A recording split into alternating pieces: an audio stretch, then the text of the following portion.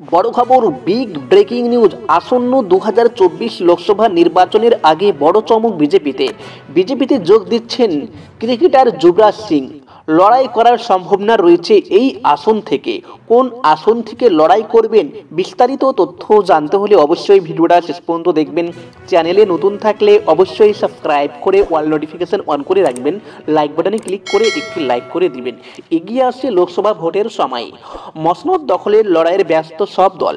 শাসক থেকে শুরু করে বিরোধীরা 1 ইঞ্চি জমিও ছাড়তে নারাজ কেউই। শুধু তাই নয়, নেতা নেত্রীরা যেমন মাটি কামড়ে পড়ে আছেন, তেমন ভাবেই তারকাদের দলে টানতেও ব্যস্ত হয়ে পড়েছেন হাত শিবির থেকে শুরু করে পদ্ম শিবিরের সকলেই। আসন্ন লোকসভা নির্বাচনের আগেও চমক দিতে তৈরি বিজেপি। জানা গিয়েছে, ভারতীয় ক্রিকেট দলের প্রাক্তন অলরাউন্ডার যুবরাজ সিং নাম লেখাতে পারেন পদ্ম দলে। 42 বছর বয়সী ক্রিকেট তারকাকে কেন্দ্রীয় মন্ত্রী নীতিশ গড়করির সঙ্গে সাক্ষাৎ করতে দেখা গিয়েছে। সূত্রের খবর, তাকে পাঞ্জাবের গুরুদাসপুর পদ্ম শিবিরের প্রার্থী করার সম্ভাবনা রয়েছে। 2019 সালে 22 গজের ময়দান থেকে বিদায় নিয়েছেন যুবরাজ সিং। তবে কখনো তার মুখে রাজনীতির ময়দানে আসার আগ্রহ শোনা যায়নি। ফলে আচমকাই বিজেপিতে যোগদানের এই জল্পনা শুনে কার্যত হতবাক অনুগামীরা।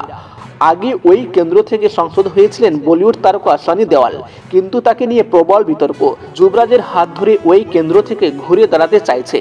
পাঞ্জাবের বিজেপি নেতাদের সঙ্গে যুবরাজের নিয়মিত আলাপ আলোচনার খবর মিলেছে, যদিও বিজেপির নেতৃত্ব বা যুবরাজ কেউই এখনও এই বিষয়টি নিশ্চিত করেননি। তবে যুবরাজ সিং যোগ দিলে আসন্ন লোকসভা নির্বাচনে পাঞ্জাব হরিয়ানা অঞ্চলে বিজেপির শক্ত বেশ কয়েক গুণ বাড়তে পারে বলে মনে করছেন বিশেষজ্ঞরা।